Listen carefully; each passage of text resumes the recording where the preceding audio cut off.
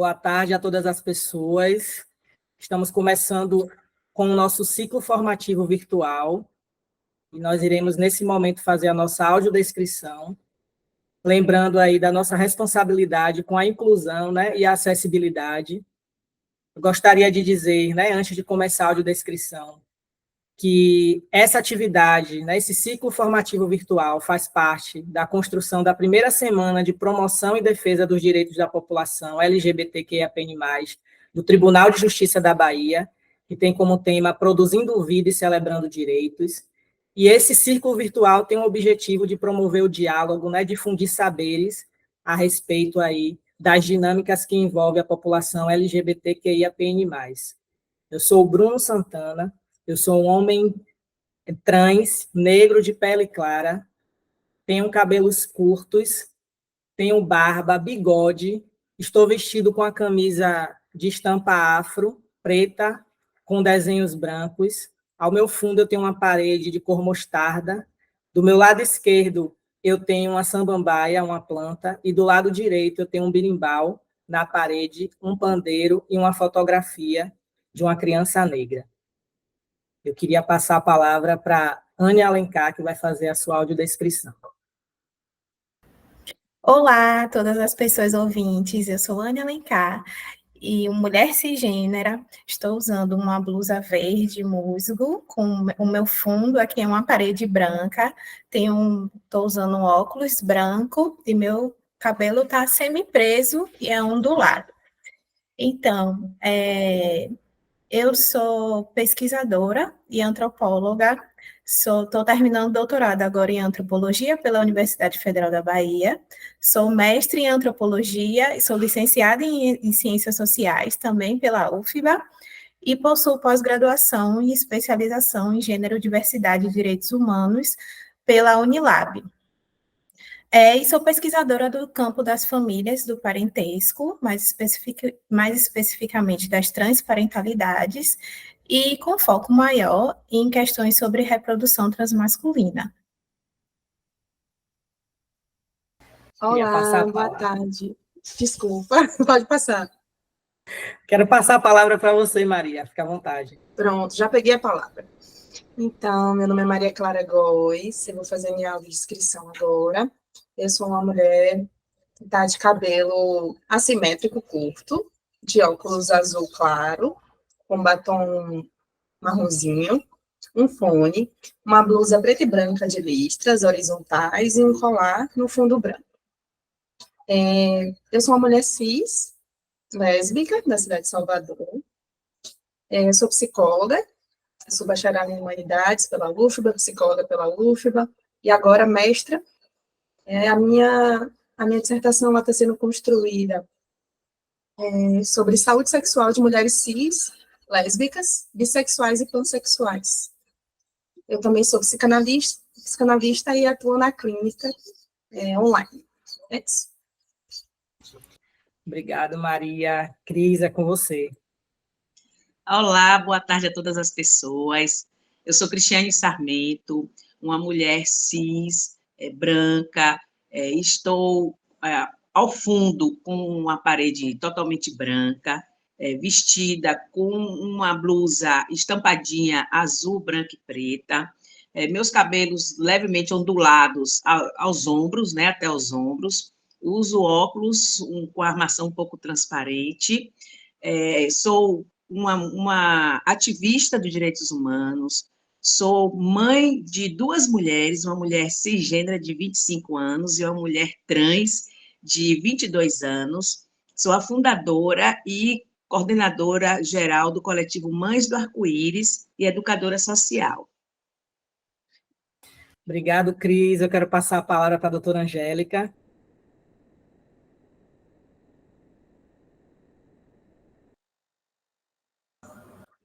Boa tarde também a todas as pessoas, a Bruna, a Maria, a Cristiane, a Anne.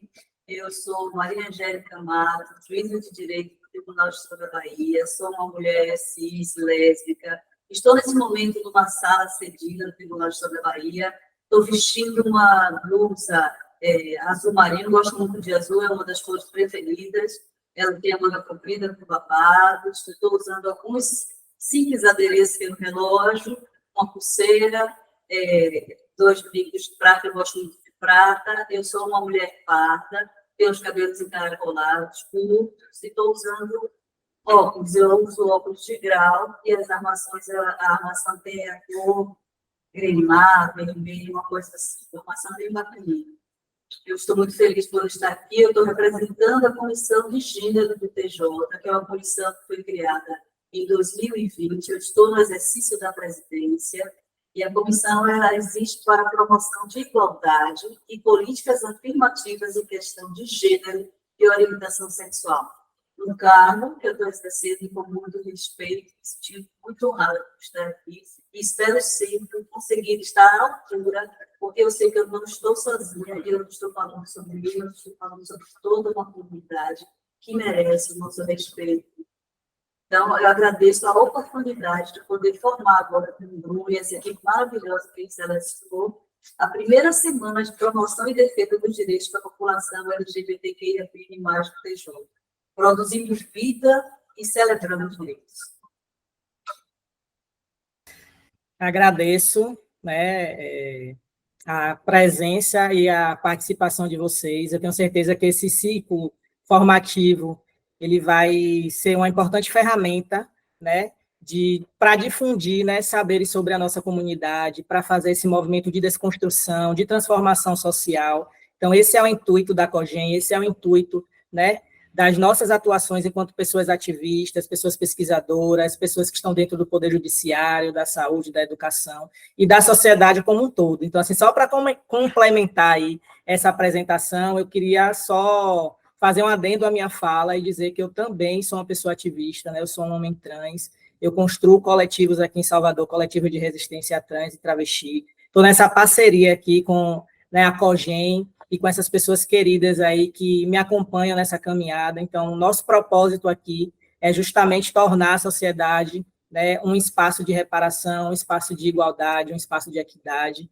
Então, esse ciclo tem esse intuito. Então, para vocês que estarão nos assistindo ou que estão nos assistindo agora, aproveitem a oportunidade também para adquirir mais conhecimento sobre essas pautas, porque quando a gente está falando de vidas LGBT, a gente está falando de preservação da vida humana e de todas as pessoas. Então, eu queria seguir aqui, né, nesse movimento maravilhoso que a gente está fazendo, que é um movimento de roda, círculo, né, que tem essa ideia aí de transformação, para trazer para essa roda, para esse ciclo, né, o nosso tema principal. A gente vai falar de família, a gente vai debater família, a gente entende que a família, para a comunidade LGBT, é uma pauta muito cara, né, é um lugar de disputa, e é por isso que a gente está trazendo aqui diversos olhares e perspectivas sobre a família, pensando o que é essa família e também trazendo a dimensão do conceito de família dissidente, né, porque é um conceito que, embora não seja novo, muitas pessoas ainda não conhecem, e eu acho que esse é o nosso papel aqui, né, enquanto pessoas que constroem conhecimento e produzem vida. Então, o nosso tema de hoje é preconceito e abandono, então o nosso diálogo vai girar em torno disso, para a gente poder pensar sobre as perspectivas familiares dissidentes e pensar também esse contexto de abandono, né, em que pessoas LGBTQIA+, são atravessadas durante suas existências e vivendo em sociedade. E pensar também esses impactos dentro da perspectiva social, mas também dentro da perspectiva jurídica, trazendo aí a COGEM como esse exemplo, nessa comissão que tem feito aí um trabalho maravilhoso dentro e fora do Tribunal de Justiça. Então, queria saudar aí a todas as pessoas que também estão aí, né? Débora Nobre e todas as pessoas que estão fazendo esse movimento da Semana, né, de Diversidade acontecer. Então, essa semana ela segue acontecendo e essa programação está dentro, né, desse objetivo maior, que é celebrar as nossas existências. Então, já queria começar com a rodada de perguntas, e aí eu já vou pedir a Anne, assim, né, que traga para a gente aí um pouco do que ela tem pensado, do que ela tem construído, né? E aí você tem, Anne, um vasto caminho aí como pesquisadora, né? Dentro da antropologia, no que se refere aí às questões de dissidência de gênero, transparentalidades, como você falou, e reprodução transmasculina. Então, eu queria que você falasse para a gente, assim, para as pessoas que estarão nos assistindo, o que é família e quais são essas diferentes formas de famílias dissidentes. A palavra é sua. Então, gente, família é uma coisa, né, que está muito presente no nosso dia a dia, mas é difícil a gente trazer uma definição só, né? Então, família, na verdade, ela tem um conceito muito amplo e elástico, né? Ela muda ao longo do tempo, ao longo da história, e ela muda também em relação às diferentes culturas, sociedades, países, classes sociais, raciais, enfim. Então, pensando nessa diversidade, né, que não só também, que também é de gênero, né, e de sexualidade, eu diria que família a gente pode simplificar dizendo que são formas especiais que as pessoas se conectam umas às outras. Então, e há várias formas de tecer essas conexões. Então, a gente tece conexões, as mais comuns, né, o que a gente é comumente, né, que a gente tem mais comum são as nossas conexões sanguíneas, nossos laços, né, de que a gente chama genéticos, familiares, né, mas a família é muito para além disso, né, não é só isso. Então, a gente pode incluir, por exemplo, no conceito de família, pessoas que são amigos muito próximos, que se consideram como familiares, a gente pode considerar vizinhos, né, que você tem uma relação muito próxima, e às vezes até esse parente que tem uma relação sanguínea fica tão distante que a gente nem vê, não tem convivência no nosso dia a dia, que às vezes ele nem é considerado mais enquanto família. Então, família, ela tem essa ideia, né, ele tem, acho que, a ideia de família, a gente entender que ela é bem ampla, bem plástica, né? E que e é justamente isso, né? E quando tem alguns discursos, né, que falam que pessoas dissidentes ou LGBTQIN+, querem destruir a família, né, na verdade o que a gente luta é para ampliar o conceito de família, para que essa ideia de família, na verdade, abarque a realidade, né, porque essas famílias, elas existem, elas estão aí. Então a gente quer que, não é que a gente quer acabar com a família, acho que é o primeiro ponto, é deixar claro isso, né, não é que a gente quer acabar com a família, mas na verdade a gente quer que a ideia de família reflita o que a gente vê na realidade. E o que a gente vê na realidade são famílias dissidentes, né, que são compostas por pessoas LGBTQIA+, né?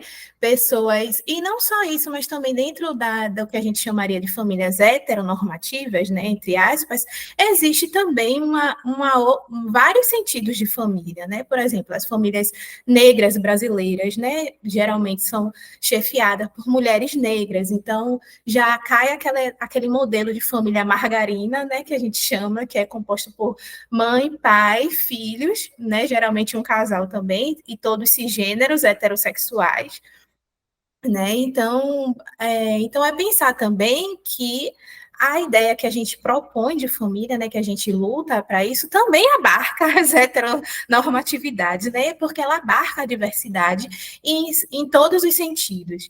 Né? Então, para mim, família é isso, são formas especiais de a gente tecer conexões. Obrigado, Anne. E aí a gente pode colocar um S, né, bem grande e trazer essa perspectiva para a pluralidade, pensar as famílias, né, dentro da sua diversidade, da sua pluralidade, da sua etnicidade, né, fazendo aí a nossa correlação também com a interseccionalidade, né, justamente deslocando essa família branca, cis, heteronormativa, né, da elite brasileira. Então, muito bacana a sua colocação, a sua contribuição. E aí, para, enfim, instigar ainda mais, né, esse bate-papo, eu queria fazer outra pergunta para você, antes de passar para as nossas outras convidadas. Né? Queria que você descrevesse, assim, como é que você descreveria as principais formas de preconceitos, né, enfrentada por pessoas LGBTQIA+, em suas famílias, justamente pensando, né, esse conceito mais amplo, né, que tem a ver com a cultura, que tem a ver, né, com um determinado tempo. Eu queria que você trouxesse um pouco essa descrição, pudesse descrever melhor para a gente. Bom, eu acho que quando a gente pensa, né, em preconceito dentro da família, eu acho que tem um evento, né, que é muito importante para pessoas que são dissidentes sexuais e de gênero, que envolve muito a família, que é a questão do revelar. Né, revelar tanto a sua identidade de gênero ou a sua sexualidade, que é o que a gente comumente chamaria de sair do armário. Né? Então, esse é um evento que geralmente é muito importante, né, e angustiante, inclusive, é bom frisar isso, né, para a maioria das pessoas, né, então, e só o fato de você ter que sair desse armário, né, diante da sua família, já revela um certo preconceito em um determinado lugar, né, porque comumente pessoas heterossexuais e cisgêneras não precisam fazer essa revelação, nem para sua família, nem para colegas de trabalho, nem para seus vizinhos, nem para pessoas que interagem no seu dia a dia. Então, tem esse momento que eu acho que é um dos momentos mais marcantes e, né, e decisivos para essas pessoas, né, dessa forma como você age, né, em ter que ocultar ou ter que revelar a sua identidade de gênero ou a sua sexualidade, e nesse momento, né, que você revela, né, o que você faz é muito mais do que revelar a sua identidade de gênero ou a sua sexualidade. Na verdade, aquilo ali implica em demonstrar que tipo de relação vai ser dada a partir daquele momento, né? Porque as pessoas dissidentes precisam lidar com o fato de que naquele momento em que é feita aquela revelação, é, aquela relação ela é posta à prova. Né? Então, você não sabe se você vai ser aceito naquela família, se aquelas pessoas vão lhe acolher, né? Se você não sabe, as pessoas comumente falam, né? Eu tenho muito medo de que o amor acabasse, né? E o que é esse amor? Na verdade, esse amor representa esses laços especiais, né? Essas conexões que as pessoas fazem. Né? Então, essa revelação, na verdade, então, o que a gente pensa que seria simplesmente a sua sexualidade, a sua identidade de gênero, na verdade, implica muito mais do que isso, implica na sua relação que você tem com sua família, né? Naquela relação especial que você tem com aquelas pessoas. E isso coloca, como eu falei, nessas relações à prova. E aí, a partir desse momento, que a gente pode ver o desencadear, né? Poderia vir a aceitação, né, dessa família, que essa família aceita, entende, acolhe, abarca, né? Ou vir a rejeição. Só que a aceitação e rejeição também não é simples assim, né? É um processo, pode ser imediato, pode ser gradual, né? E a partir desse momento, dessa rejeição, que aí vem o que a gente chama de LGBTfobia familiar, né, que são as várias formas de violência e preconceito, né, que pessoas dissidentes podem sofrer dentro da família, seja violência física, verbal, psicológica, né, material, pode ser expulsas de casa, né, então sofre violência velada, né, às vezes diz que aceita, mas na verdade expõe aquela pessoa ou faz algum tipo de, né, de violência psicológica, né? Então, tem várias formas de preconceito, né? Mas eu acho que os preconceitos ou as violências, elas são desencadeadas a partir, né, desse momento. Né? Quando há, de fato, a revelação, né? Quando fica, às vezes, naquele momento anterior à revelação, que fica na suspeita, né? Tem aquelas, fica naquela ambiguidade ali, né? Ah, eu acho que é, não é, né? Houve algumas piadinhas, um tratamento diferente, mas eu acho que é a partir desse momento que a pessoa sai do armário, ou é arrancada do armário, né? Que também pode acontecer isso, então, vem esses vários tipos de violência que a gente pode resumir que seria a LGBTfobia familiar.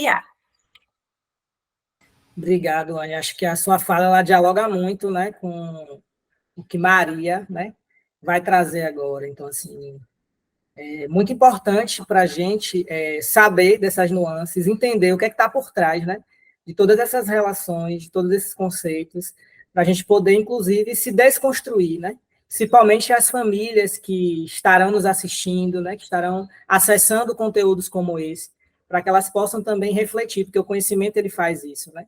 Ele faz com que a gente reflita a partir daquilo que a gente, né, tem feito e tem vivido. Então, assim, muito obrigado assim pelas suas colocações. Daqui a pouquinho eu volto a falar com você.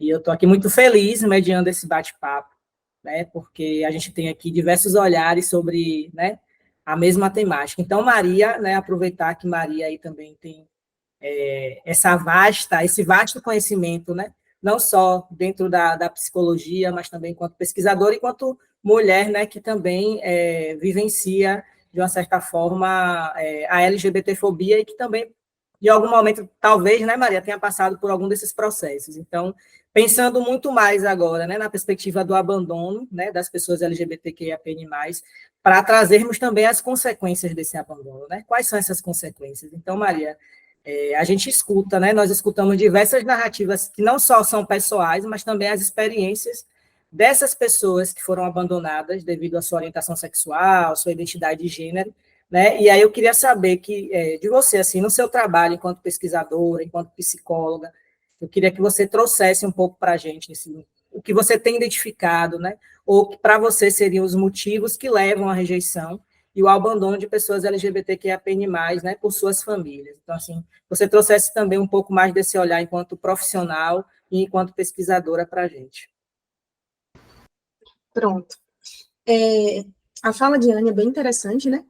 Porque ela trouxe alguns conceitos, né? Um conceito mais ampliado e elástico sobre família.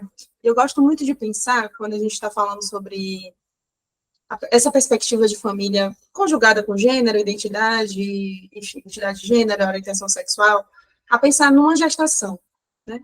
Esses cuidadores primários, os principais, e aí pode ser mãe, pai, tia, avó, enfim, na gestação, na adoção, quando você pensa numa família, você cria uma expectativa, né? Você projeta uma vida, você projeta um percurso de vida, de desejo. Então, a partir daquele momento ali, já é construído uma ideia do que você espera do seu filho, da sua filha, né? Então, como é que a gente pensa numa violência, num abandono dessas pessoas? Existe uma frustração, né, desses pais, dessas mães, desse familiar, porque o modelo cis heteronormativo ainda, infelizmente, é o que rege toda essa sociedade, né? Então, quando a gente pensa, eu gosto de fazer essa perspectiva de voltar para a gestação, para pensar que é dali, né, naquele primeiro dia que acontece, né? Se é menino, se é menina, esses chás revelações que acontecem, que, enfim, impossibilita qualquer outra construção, né, que essa pessoa que tá sendo acompanhada, o crescimento por esses familiares pode vir a ter, né? Isso é uma pessoa não binária, uma pessoa trans, não existe essa possibilidade, porque a partir do chá revelação, mas antes disso, a partir ali do chá de bebê, né? O antigo chá de bebê, o antigo expectativa que é uma menina ou um menino, qual vai ser o nome, tudo isso é uma construção de gênero e é uma construção, sim, também, né, de uma perspectiva, de uma projeção. E aí, quanto psicóloga, o que chega na clínica, né? Chega pessoas que foram abandonadas por serem LGBTs, por se identificarem com corte de cabelo, por se identificarem com outra forma de ver o mundo, né? Por não se identificarem com determinada religião e essa religião não permite que você seja, por ser quem se é. Então, esse abandono, essa frustração, quando ele chega, esse preconceito, assim, quando você me pergunta, né, por que as famílias abandonam? Bom, como a Anne falou, é um conceito elástico, não dá para a gente falar por que as famílias abandonam. Mas dá para a gente pensar nessa construção dos papéis de gênero, dá para a gente pensar na construção do que se espera de um filho ou de uma filha, ou de um filho, né? A construção do que você espera enquanto sujeito, enquanto que qual é o seu projeto de vida, né? Então, a partir daí, existe essa frustração e a gente deveria entender, né? As famílias, as pessoas que acompanham crianças, deveriam entender que cada trajetória, que cada caminho é individual. E que ele tem a liberdade, ela tem a liberdade para construir o seu próprio caminho. Então, a partir daí, eu acredito que seja o motivo, né? Óbvio que existe uma projeção, que existe um desejo. Isso não é um problema, né? Se ter desejo, ter expectativa. Eu gosto de uma autora que fala que sem expectativa a gente não levanta da cama. Então, é importante considerar a expectativa como um desejo de seguir. Mas eu acho que enquanto família e enquanto pessoa LGBT que já sofreu por esse preconceito, por esse abandono, por ser arrancada de um armário, a gente gostaria de ter a possibilidade de escolher nossos próprios caminhos, né? E não ter um sonho projetado nas suas vidas. Não ter um caminho de vida projetado em cima das costas que você tem que reproduzir, né? O que a sua família espera de você? Acho que a pergunta é, o que você espera de você? O que você quer da sua vida? Então, acho que é isso assim, que eu posso contribuir, né? Eu acho que é uma perspectiva, e são perguntas importantes a serem feitas, mas também, assim, enquanto familiar, o que é importante para construir um filho ou uma filha, né? Acompanhar o crescimento dessa filha. Será que é importante como ela se identifica, como ele se identifica? Se é importante com o que ele ama, o que ele projeta para a vida? Uma perspectiva, né, de orientação sexual? Ou será que é importante se ele é feliz, se ele é um profissional, uma profissional, se é uma pessoa que pensa numa comunidade, viver em sociedade, de respeitar a diversidade. Eu acho que é isso que, assim, que eu gosto de pensar. Eu não sei se eu fugi da pergunta, mas é isso.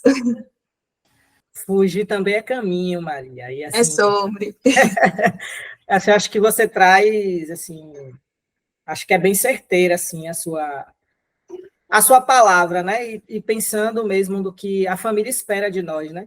Que a gente tem, na verdade, uma sociedade e um sistema que vai, inclusive, projetar o que é a família e vai tirar da gente, né, toda a possibilidade de subjetividade, de autonomia dentro desse processo, né? E aí, quando a gente fala de famílias LGBTQIA+, por exemplo, eu trazendo a minha experiência, né? O tempo todo a sociedade diz para mim que eu não posso ser pai, que eu não posso cuidar de uma criança, justamente porque eu sou um corpo dissidente, né? E aí a gente precisa, inclusive, promover, né, diálogos com a sociedade, né, com a comunidade, e em todos os espaços para que a gente consiga desconstruir essa ideia, né? Porque todos os corpos, eles produzem vida e eles podem, sim, constituir família. Então, a gente precisa, inclusive, ampliar, que é o que a Anne diz, né? A gente precisa, na verdade, quebrar com esse conceito engessado, né? Esse lugar universal e de que só existe uma possibilidade de ser gente, de ser família, né? Enfim, e de viver no mundo. E a gente trazer mesmo a perspectiva da ampliação, né? De romper com essa lógica, de romper com tudo isso que nos amarra, né? E nos aprisiona. E, assim, a partir do que você traz, Maria, a gente principalmente pessoas que foram abandonadas e que foram ou decidiram também sair daquele espaço familiar porque não aguentavam mais, né? Porque não necessariamente é sempre a família que coloca para fora, mas o fato de você estar em um ambiente que não é seguro, que não te compreende dentro da sua existência, dentro do que você é, né? Você também é convidado a se retirar desse lugar, né? Sim. Porque você passa diversas violências em todos os âmbitos. Acho que Cris vai trazer um pouco mais sobre isso, mas, assim, isso deixa marcas, né? Então, acho que a psicologia é esse lugar de acolhimento e que pode nos ajudar, enquanto pessoas LGBTs, a ressignificar, né, essas dores, né? Inclusive, nomear essas violências que a gente sofre. E aí, pensando mesmo, Maria, assim, na perspectiva da saúde mental, assim, né? Desse lugar do desamparo, da exclusão, eu queria que você partilhasse com as pessoas que vão nos assistir, né?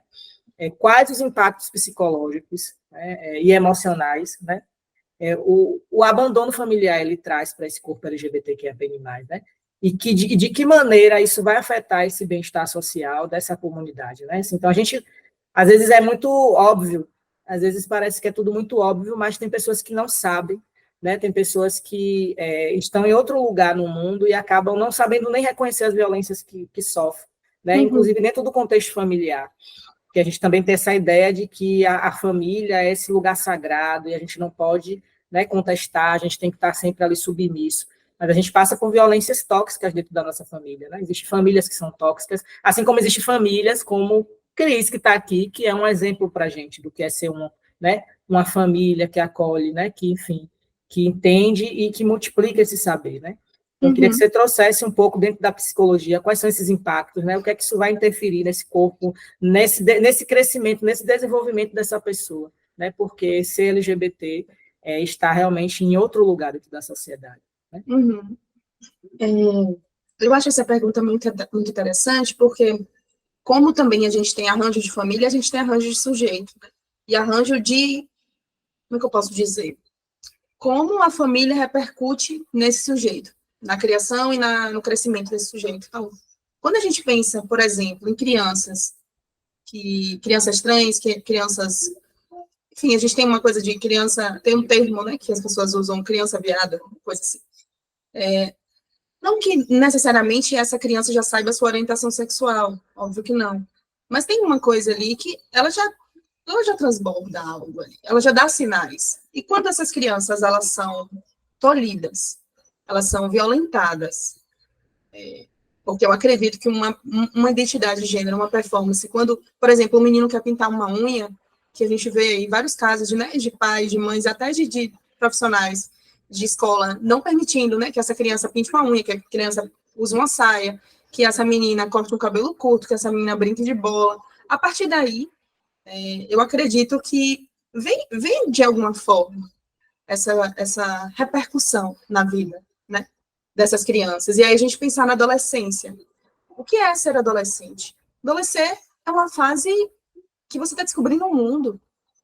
Os hormônios estão ali, né, para contar, né, que existe, né, esse desejo, né, esse interesse por outras pessoas, né, esse interesse por, por outras pessoas, por outros arranjos, enfim.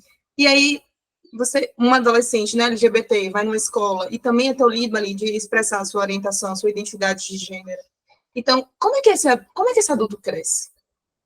Como é que esse caminho vai de uma criança para um adolescente que não teve, enfim, que teve alguns momentos da adolescência tolhido, que teve uma infância passado por diversas questões. Então, se a gente pensar numa criança que passa por outros tipos de preconceito, né, por, sei lá, um menino negro, e aí que já repercute também, e já quer pintar unha, e ele cresce nisso, e tem uma performance que a gente conta que é mais feminina, né? A partir ali da adolescência, todos os outros colegas já estão vendo, né, essa dissidência dessa orientação sexual, ou essa dissidência de uma identidade de gênero, caso ele não se identifique com gênero. Então, se a gente pensar nessa adultez dessa pessoa, bom, eu acredito que é uma adultez que ela vai ser passada por marcas subjetivas, e como um lápis, que você tem um caderno, que você escreve no lápis, assim, bem, um caderno que você escreve com um lápis, bem forte. Quando você passa as páginas, existe uma marca ali. Então, eu acredito que quanto mais você passa a página, né, quanto mais você vive outras experiências, quanto mais você pode falar sobre isso, essa marca ela vai deixando de ser tão forte, ela vai ficando um pouco mais fraca, até que a gente possa escrever em cima. Então, eu acredito que essa é uma boa metáfora para pensar sobre as marcas subjetivas das violências, assim. E eu gosto de trazer ela na clínica para mostrar para, né, para essas pessoas, olha, essa é uma marca que está aí, ela é significativa da construção da sua subjetividade, mas você pode fazer algo com isso, né? Não que você seja o responsável por isso, mas existe algo aí de autonomia desse processo subjetivo, né? De fazer uma análise, de estar em contato com o sofrimento. Mas essa pessoa, não dá para a gente falar de uma forma geral, mas, obviamente, existem dados que dizem sobre essa ansiedade, né? Quanto que essas pessoas são ansiosas, e ansiedade não é só um pensamento acelerado, essa ansiedade pode vir uma falta de apetite, ou pode vir um apetite exagerado, ela pode vir com dores no corpo, queda de cabelo, ela pode vir com outros tipos de agravos, né, que cada pessoa vai fazer de uma forma, vai significar no corpo de uma forma. Então, o corpo, ele está ali também como um receptáculo dessas marcas. Então, a gente vai carregar, cada corpo carrega a sua marca.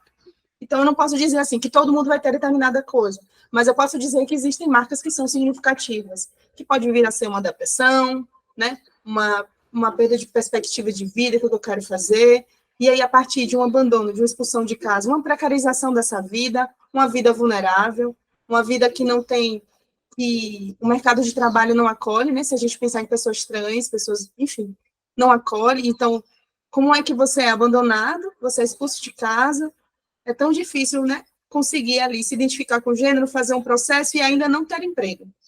Então, falar sobre renda, falar sobre emprego, falar sobre perspectivas financeiras do mercado de trabalho é falar sobre saúde mental.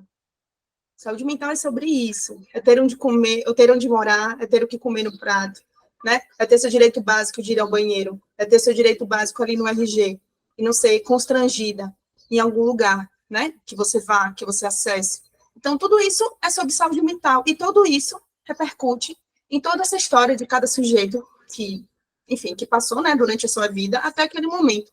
Então, não dá para a gente pensar em adoecimentos específicos para, né, para essa comunidade, mas dá para a gente ter a certeza que ter uma adolescência e uma infância ali, num ambiente familiar, que não te acolhe, que não te respeita, né, violência fisicamente, psicologicamente, enfim, financeiramente, tudo isso vai repercutir na vida desse sujeito, dessa pessoa. Então, não dá para dizer, né, especificamente, mas dá para falar de uma forma geral que isso repercute de uma forma importante na vida de cada pessoa. Assim. Então, é isso. É exatamente isso, e a gente precisa também refletir, né? A gente está no contexto da família, a gente está falando do abandono familiar, a gente está materializando corpos, pessoas, né? Mas a gente também precisa refletir sobre o sistema que opera por trás de tudo isso, né? Então, é um sistema que produz uma norma que segrega, que exclui, que mata, né? Que nega existências, que nega a humanidade, né? E que vai produzir desigualdade. Então, assim, tudo isso constrói também o que é família, né? A partir do olhar que a Anne traz da antropologia, a partir do olhar que você traz agora. Eu acho que Cris, ela está aqui, eu acho que Cris é importante também, muito importante nesse papo aqui, nesse ciclo, porque Cris, ela tem um papel também fundamental, né? Que é o cuidado também com as famílias, né? A gente fala do sujeito que sofre a violência, a gente fala do corpo LGBTQIAPN+, que é atravessado por essas violências e que muitas vezes essa família vai sim ser LGBTfóbica, que vai produzir dor, vai produzir sofrimento nessa subjetividade, mas a gente também muitas vezes esquece de falar do cuidado com essa família, né? Porque essa família também é atravessada por diversos marcadores, é atravessada por um sistema que, inclusive, a julga, né? Que limita até a atuação dessa família dentro desse espaço familiar. A gente fala de um machismo que também atravessa isso aí, dessa mãe, né? Assim, eu queria muito que Cris ela trouxesse esses aspectos na fala dela, porque eu acho que é acolhedor também as famílias que vão nos assistir entender, né? Muitas vezes essa mãe diz, olha, eu não quero ser violenta, eu não quero ser LGBTfóbica, mas as minhas ações, né? Aquilo, como eu cresci, como eu aprendi a ser gente, me faz, em alguns momentos, cometer esses equívocos, né? Então, acho que o papel do Mães do Arco-Íris, de Cris, enquanto essa ativista, acho que é significativo. Eu queria, Cris, que cada cidade, cada bairro tivesse coletivos, né, que acolhesse essas famílias, não só coletivos que acolhessem pessoas LGBTs, mas que a gente precisa que o nosso povo seja acolhido, que o nosso povo, né, que sofre essas violências e que também acabam cometendo essas violências, entendam quais são os processos que também interferem, né, nessa construção. Então, Cris, eu queria muito te agradecer, viu? Agradecer a Anne, a Maria Angélica que está aqui, mas você também é uma figura fundamental, porque você, enquanto mãe, você desloca um lugar, que essa norma coloca mulheres como você, por exemplo, né? Então, eu sei que o Mães do Arco-Íris tem se destacado, assim, em Salvador, devido, né, a tudo que vocês vêm fazendo em prol da comunidade LGBTQIAPN+. Né? Eu queria que você falasse para a gente, para as pessoas que estão nos assistindo, o que é o coletivo Mães do Arco-Íris, né? Quais têm sido as iniciativas, os projetos, assim, né? Que vocês têm feito, o que é que vocês têm pensado também sobre essas famílias, né? Quais são esses recursos que vocês têm encontrado, assim, para apoiar, né? Porque assim, a gente está falando agora dessa rede de apoio, né? Que é fundamental, dessa rede de apoio de acolhimento. Como é que o coletivo Mãe do Arco-Íris, ele chega, né? Ele se instala e ele passa a cumprir esse papel, né? Dentro da cidade e também fora dela. Então, eu queria que você partilhasse com as pessoas, porque eu acho que todas as pessoas precisam conhecer o trabalho de vocês.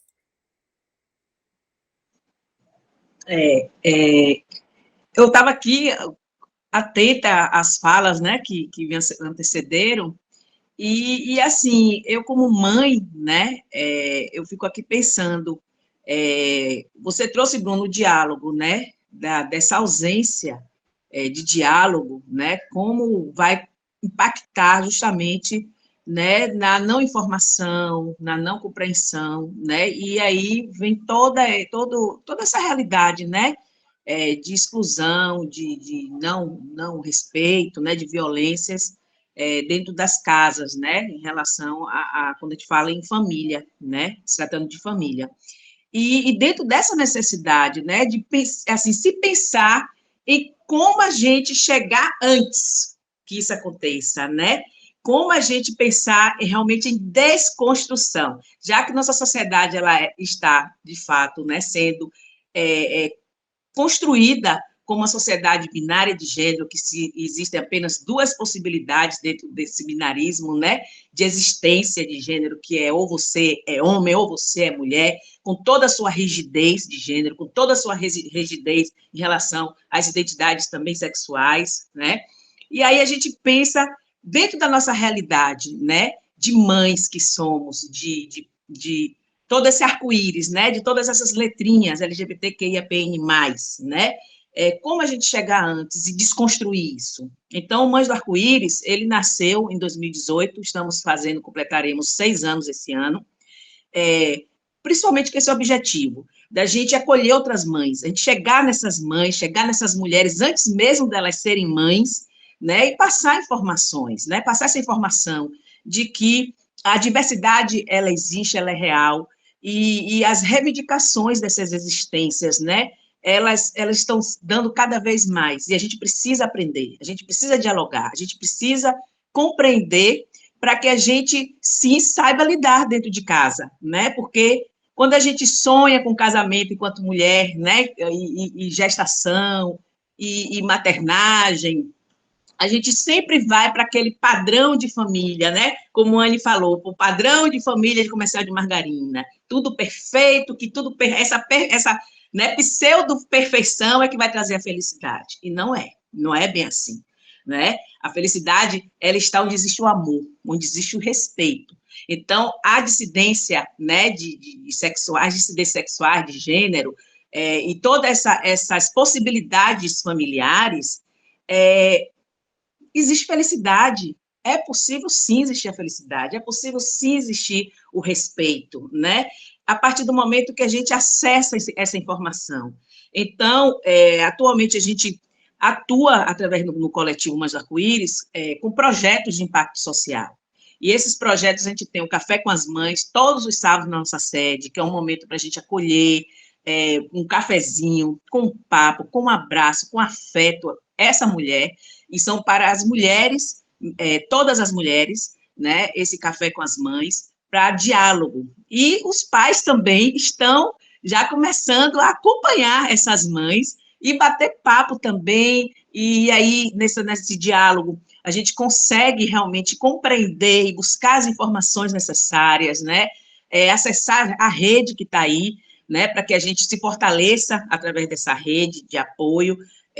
Então, o mais importante de tudo é que a gente entenda que essa desconstrução, ela vai impactar realmente nesses comportamentos familiares e como essa família vai lidar com essas possibilidades reais de existência, né? Porque na hora que uma família exclui, tem aquele filho, aquela filha que não atende às suas expectativas, né, criadas dentro da sociedade, do que é normal, do que é, né, aceitável, aí tem todo esse processo de exclusão social, né?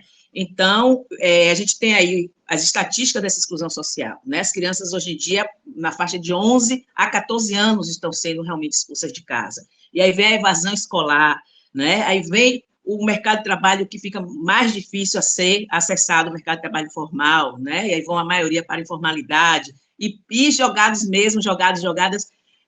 à margem da sociedade.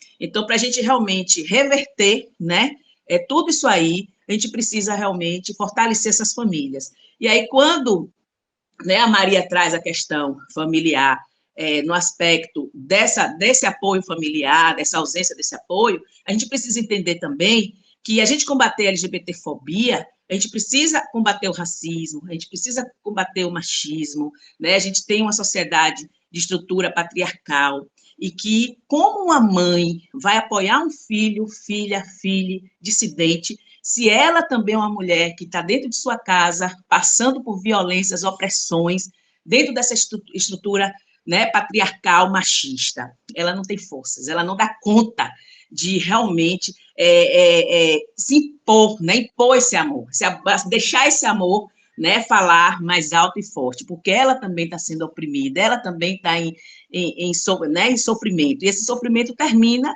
obviamente, sendo reproduzido para aquele filho, filha.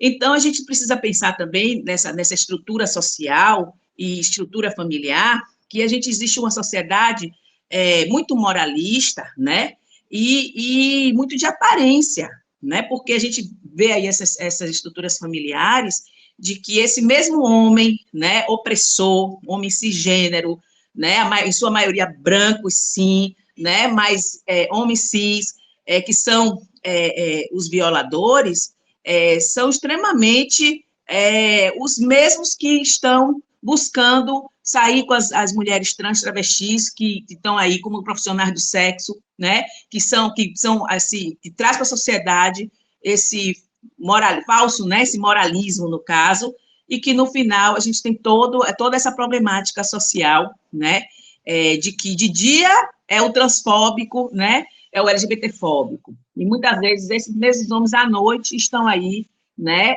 indo buscar sair com essas profissionais do sexo, mulheres trans e travestis. Então, a gente vê que tem essas questões, né, sociais, e que a gente precisa realmente ir para o enfrentamento, né, enquanto coletivo de mães, a partir dessa união da gente enquanto coletivo, a gente se vê muito na história das outras mães, e ouvindo as histórias, a gente se fortalece, né, e eu vou trazer para vocês também uma vivência minha, que minha filha trans, aos 2 anos, aliás, desde quando começou a exercer a liberdade de gesticular, de andar, de falar, nós percebemos, sim, a questão da dissidência dela, só que naquele momento, há 22 anos atrás, nós colocamos como na ideia de que seria uma situação, assim, de uma possível realidade de identidade sexual, porque nós não tínhamos acessado as informações em relação às possibilidades, né, de existências, né, de toda essa pluralidade em relação, né, das identidades de gênero. Então, nós pensávamos que seríamos, né, pais de um rapaz gay, isso quando tinha um ano para 2 anos, quando começou a andar mesmo, a gesticular, a falar, né? Então, naquele momento, nos faltou a informação, né? E aí vem a questão do medo, né? A gente tem medo muito mais pela sociedade, a violência que essa sociedade reproduz, né? E aí a gente começa a entrar na negação, achando que a gente não está vendo, que a gente não está enxergando daquela forma, que a gente está, né, coisa da cabeça da gente. Aí depois a gente entra numa uma falsa esperança de que vai mudar, que a gente pode mudar aquela criança.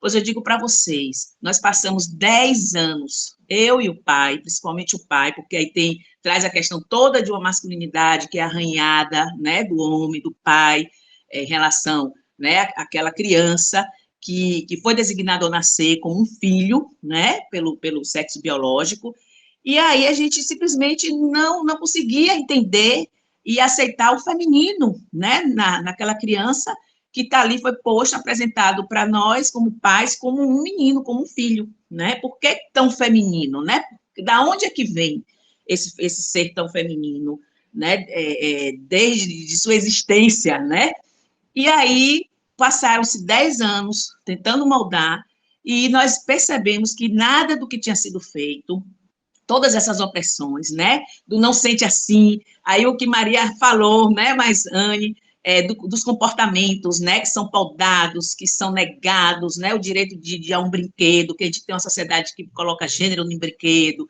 que coloca gênero em roupa, e aí a gente só com as negativas para essa criança, né, quantos nãos minha filha trans ouviu durante essa primeira infância aí? Foram inúmeros nãos, né? E isso com certeza impactou ela enquanto ser humano, né? Ela traz essa história, né, de desejos, vontades negadas, né, roubadas, né, silenciadas por nós. Só que, ao mesmo tempo, eu acredito muito nesse poder transformador da educação, porque, ao mesmo tempo que a gente tem a condição de se construir, a gente também tem a condição de se desconstruir e reconstruir, que é o melhor do ser humano, né? Eu acredito que todas nós temos nossos preconceitos, sim, mas a gente também tem, todos os dias, a oportunidade de estar acessando informações, de estar transformando o olhar e de estar desconstruindo esses preconceitos, para a gente poder avançar enquanto sociedade, para que essa verdadeira transformação social ocorra, né? Que é importante. Eu sempre digo, é um caminho sem volta, né? Cada vez mais estão existindo coletivos de mães, aqui eu coordeno o coletivo Mães do Arco-Íris, mas existem muitos outros pelo Brasil afora, né? Mães pela diversidade, mães pela resistência, mães pela igualdade, mães pelo arco-íris, e aí eu posso dar aqui o nome de uns 5 a 10 coletivos que, se procurarem nas redes sociais, vão encontrar, de vários estados brasileiros. Então, cada vez mais, as mães, os pais e familiares estão, sim, saindo de seus armários, porque estão acessando as informações que precisam serem acessadas. Por isso que é tão importante esse espaço aqui de diálogo, né? Por isso que é tão importante a gente cada vez mais estar dialogando e ouvindo, né? E acessando as informações e desconstruindo e mudando, transformando o nosso olhar em relação a toda essa pluralidade, todas essas possibilidades de ser, de existir, de amar, né? Porque é real, está aí, a sociedade está posta, né?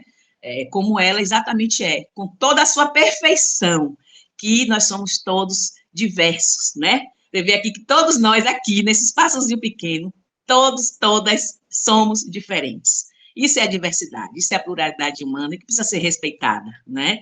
Então, é isso, o nosso coletivo, ele funciona através desses projetos, né? E a gente procura, através do projeto, realmente fortalecer, apoiar, né, as mães, pais e familiares, e também a população LGBT, né, através de projeto de retificação de prenome e gênero, o projeto Respeite Meu Nome, que a gente faz, né, porque a pessoa trans, existe um momento que ela reivindica, né, o gênero, e também precisa estar em conformidade com seus documentos, né, e nós temos também um bazar social, que a gente faz a doação de roupas, sapatos, porque a pessoa trans também transiciona o guarda-roupa, né? A partir do momento que ela transiciona o gênero, é importante a expressão de gênero, ela está confortável também com essa expressão de gênero, que está ali reivindicando, se percebendo enquanto homem, enquanto mulher, ou nenhum dos dois, porque existe uma terceira possibilidade na sociedade, sim, terceira, quarta, quinta, né? Então, existem as pessoas não binárias de gênero, e a gente precisa aprender cada vez mais, né? Então, a gente hoje não temos um recurso, o que temos é muito amor, muita garra e muitas pessoas aliadas, né, que nos ajudam, que nos apoiam, que fazem doação de roupas, que nos procuram sempre, que está se somando em campanhas, fortalecendo. Então, é isso, eu acho que quanto mais a gente ampliar essa rede, né, de pessoas aliadas, né, eu acho que todas as frentes são importantes, né, a gente precisa ocupar todos os espaços para, daí, naturalizar também cada vez mais todas as possibilidades de existir, né, das existências, né, e a convivência de toda essa diversidade, acessando todos os espaços, ela é pedagógica por si só, né, pelo fato de conviver, né, com uma pessoa trans, com uma pessoa não binária, com certeza o aprendizado será bem mais amplo, bem maior do que a gente está, né, aqui dialogando. O diálogo é o primeiro passo. Aí virão os outros, né, mais importantes passos, que é a acessibilidade, a inclusão e a convivência social. Obrigado, Cris. Você já emendou as duas perguntas, assim, eu adorei, porque assim, a segunda pergunta que eu ia falar aqui sobre esse processo de sensibilização e prevenção do abandono, você já traz também, né, o processo que vocês fazem, os projetos que vocês fazem. Então, assim, dizer também que um dos projetos é o projeto Desapego, né, que inclusive o Mães do Arco-Íris faz uma parceria junto ao Tribunal de Justiça da Bahia, então essa campanha já está circulando aí nos corredores, e vocês que estarão nos assistindo também podem seguir aí, né, doando essas roupas, acessórios, enfim.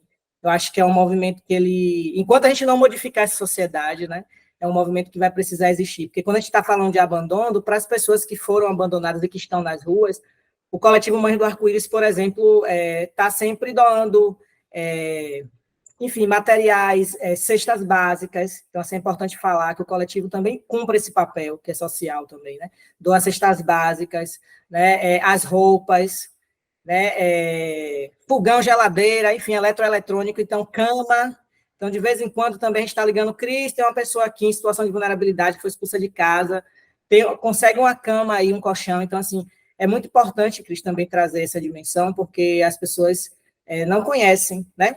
Então, a gente sabe também que é um papel do Estado, mas a gente tem também o movimento social, que é essa ferramenta fundamental também nesses processos, porque até o momento que a gente consiga driblar as burocracias, a gente tem essas redes de apoio e de acolhimento que fazem esse trabalho de formiguinha e que tem sido muito potente, assim, muito eficaz. Então, assim, o Mães do Arco-Íris, para mim, tem cumprido um papel que é fundamental, né, e a gente precisa difundir, fazer com que as pessoas conheçam esses coletivos, né, e também apoiem, se tornem parceiras para que essas campanhas, para que esses projetos, eles sigam aí, enfim, para sempre aí acontecendo, enquanto a gente não mudar essa lógica, não mudar essas estruturas, porque a gente está falando do sistema que é capitalista, a gente está falando do sistema que é racista, que é LGBTfóbico, que é misógino, que é capacitista. Então, a gente precisa combater tudo isso, porque não adianta a gente lutar só por uma frente, né? Então, a gente precisa lutar para que todas as opressões, elas não existam, para que a gente construa uma sociedade que toda a vida importe,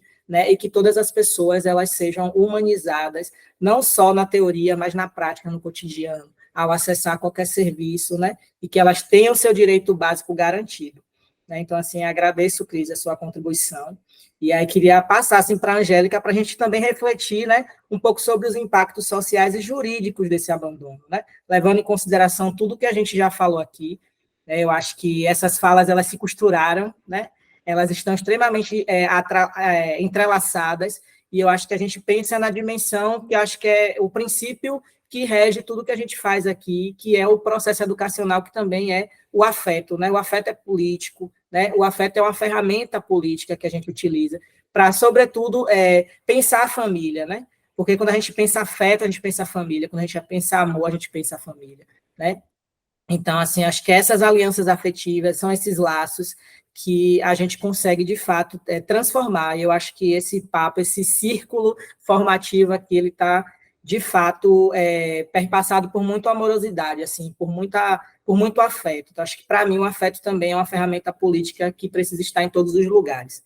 Né? Então, assim, eu queria, doutora Angélica, assim, que, né, você pudesse partilhar um pouco agora dos seus conhecimentos com a gente, sobretudo para as pessoas que estarão nos assistindo. Né? Então, eu sei que você, enquanto juiz, aí, tem desenvolvido um trabalho assim, fundamental, né? Porque você está nesses espaços que muitas vezes a gente não vai conseguir adentrar. Né? Então, você tem feito um trabalho que é de enfrentamento e de combate a não só a transfobia, mas a LGBTfobia como um todo.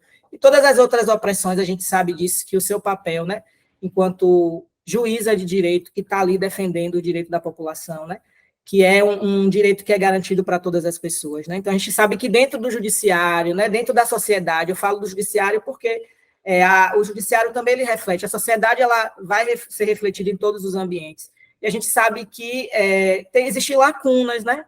Lacunas legais, os desafios jurídicos, né, que são enfrentados por pessoas, por exemplo, como você, que está nesse lugar, né, que faz esse acolhimento, que faz esse enfrentamento. Então, assim, eu queria que você trouxesse um pouco dessa perspectiva, né? Quando esse judiciário, quando essa pessoa LGBT, ela se encontra numa situação de abandono, né? Quando a gente vai buscar o direito, quando a gente vai buscar a lei, o poder público, assim, né? Eu queria que você trouxesse um pouco dessa perspectiva para a gente, para não só pensar nesse acolhimento das pessoas LGBT nesses espaços, mas também dessas famílias, né? Eu queria que você trouxesse um pouco, discorresse um pouco aí em torno disso, mas também trouxesse um pouco, né, não só desse lugar de juíza que você e para mim é muito importante termos uma juíza lésbica, assim, parece assim simples, mas quando eu conheci você, isso teve um impacto muito significativo na minha vida, né? De saber que temos no Tribunal de Justiça da Bahia uma juíza lésbica, isso faz a diferença na vida da nossa população.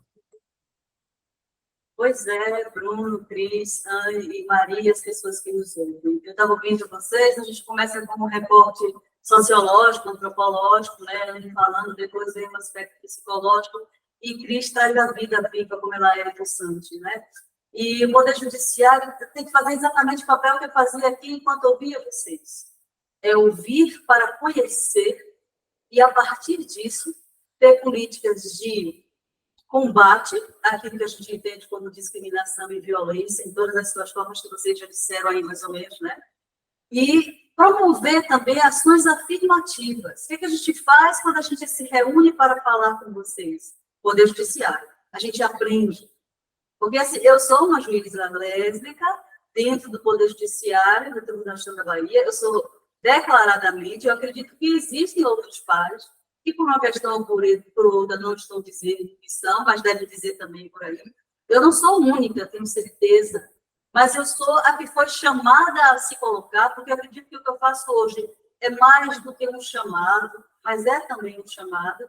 É uma forma de existir, gente, sabe? Porque eu sou lésbica. Eu passei por toda uma situação para chegar até aqui nessa condição de juíza. Agora, no dia 16 de abril, eu fiz 25 anos de magistratura. Eu não posso dizer a vocês se eu estive, quanto tempo eu estive dentro do armário, aqui dentro do Tribunal de Estado da Bahia. Essa realidade, ela foi modificada. Há uma pela força mesmo da vida, porque a vida se impõe. E a gente precisa tomar algumas posições e dizer. Outras pessoas não conseguem dizer, e a gente também precisa compreender. Né? E assim, o Poder Judiciário, o que eu entendo desse século XXI é que ele enfrenta um grande desafio. Ele não pode mais ser um poder encastelado, não pode simplesmente representar um prédio onde as pessoas sabem que ali, como meu pai, né? Meu pai já está falecido, toda honra a ele, mas ele dizia assim, para entrar no fórum tem que ter cometido um crime, uma coisa assim, Deus me livre de ir ao fórum, uma delegacia, porque achava que coisas ruins eram que passavam por dentro de um fórum ou do Poder Judiciário. E, na verdade, o Poder Judiciário hoje vem com uma outra postura, com uma outra formação de se aproximar da sociedade e fazer com que o direito efetivamente aconteça. E aconteça, eu vejo hoje, tenho aprendido, de uma forma muito mais preventiva do que punitiva.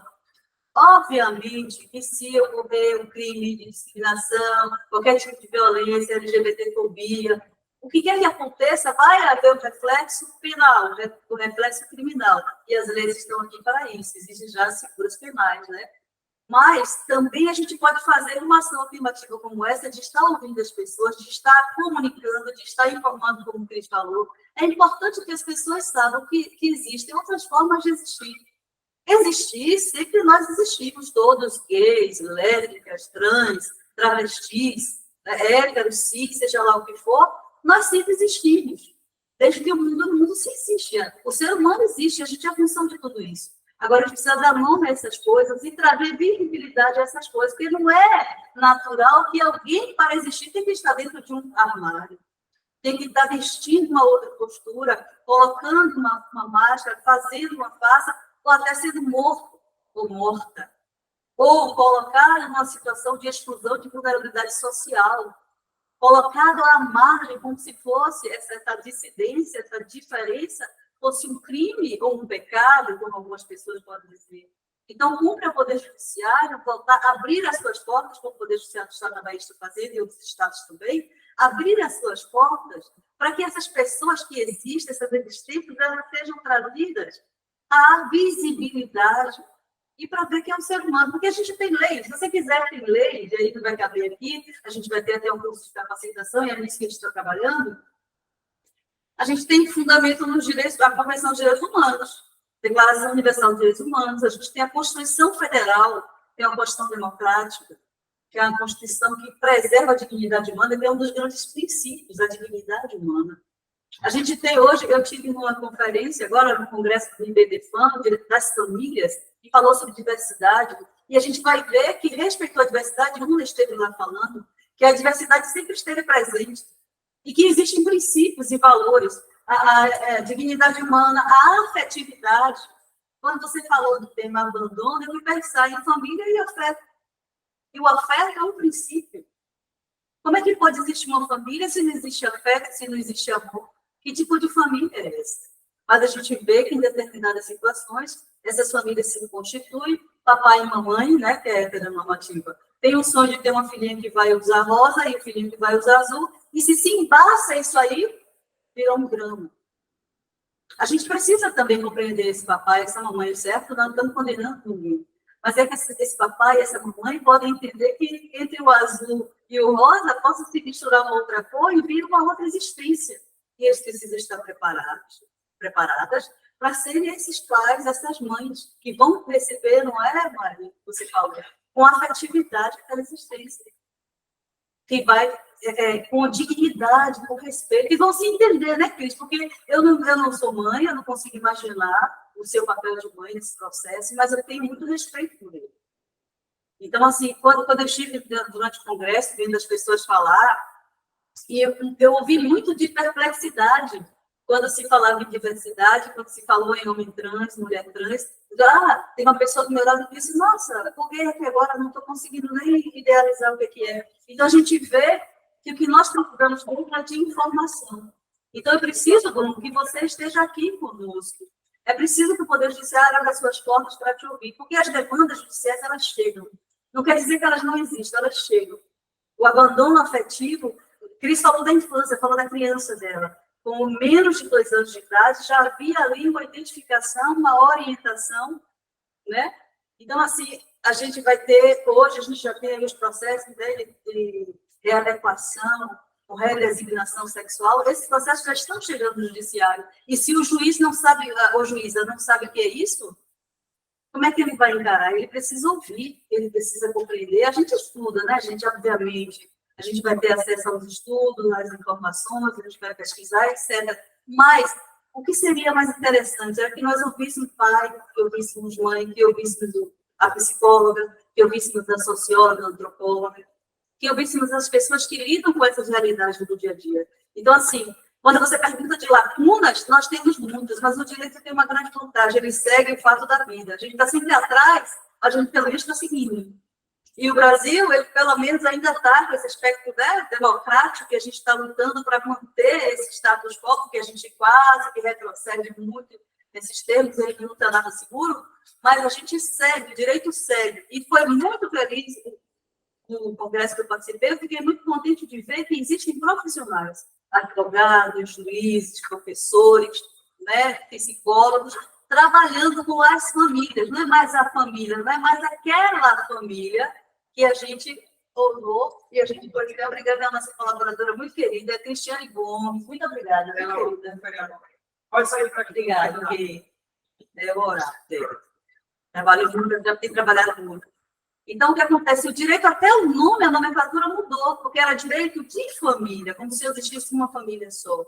E hoje nós vamos falar que a nomenclatura é direito das famílias. Isso quer dizer que há uma diversidade que precisa ser acolhida. E eu saí de lá muito impactada, positivamente, de ver que existem profissionais que estão caminhando aí nesse sentido. Eu ainda estou aprendendo e vou aprender para sempre. A proposta que o Poder Judiciário faz aqui, eu estou falando com o representante que está com a gente, é que a gente continue com essa abertura de portas e com essa abertura de visibilidade para todos, todas e todos, e que a gente também internamente se capacite para esse enfrentamento, que seria o acolhimento, porque vocês falaram muito aí sobre acolhimento, e também, se chegar ao absurdo, para o combate. Então, assim, as duas palavras são acolhimento e também o combate. E aí, nesse meio termo, a gente vai ter as ações afirmativas, que é trazer vocês para estarem ao nosso lado. Então, assim, essas lacunas legislativas, elas vão existir porque o direito não consegue acompanhar, muito menos, né, o Poder Legislativo, acompanhar o fato da vida. A gente não sabe, da LGBTQIAPN e tem um mais.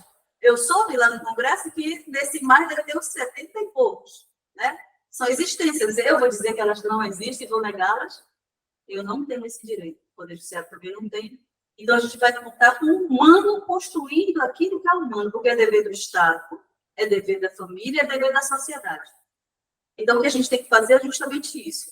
Tecer essa rede, debruçar sobre o que existe, que se apresenta, a realidade que se apresenta, porque ela é inafastável, a gente não vai conseguir modificar se a gente não quiser entender. Se a gente quiser entender, a gente consegue modificar, a gente consegue conviver, a gente consegue fazer o melhor.